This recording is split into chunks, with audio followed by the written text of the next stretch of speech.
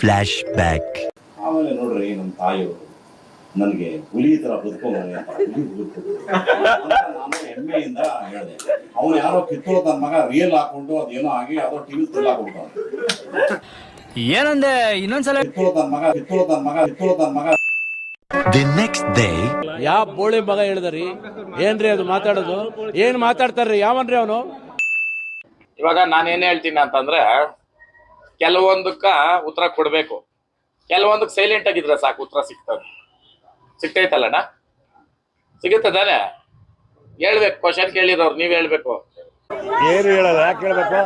ಸಿಗ್ತೈತಣ್ಣ. ಯಾಕೆ ಹೇಳ್ತೀನಿ ಅಂದ್ರೆ, ಸುದೀಪ್ ಅಣ್ಣ ಹತ್ರ ನಾನು ಕೆಲವೊಂದು ಕಲ್ತಿದ್ದೀನಿ.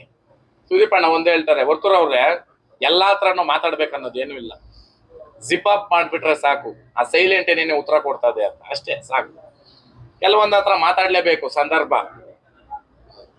ಏನ್ ಹೇಳ್ತೀನಿ ಅಂತಂದ್ರೆ, ತೂಕನ ಅಳಿಬೇಕಾದ್ರೆ ತೂಕಕ್ಕೆ ಸರಿ ಇರ್ಬೇಕು ಅಲ್ವಾ? ಅಷ್ಟೇ ಇನ್ನೇನ್ ನಾನು ಹೇಳ.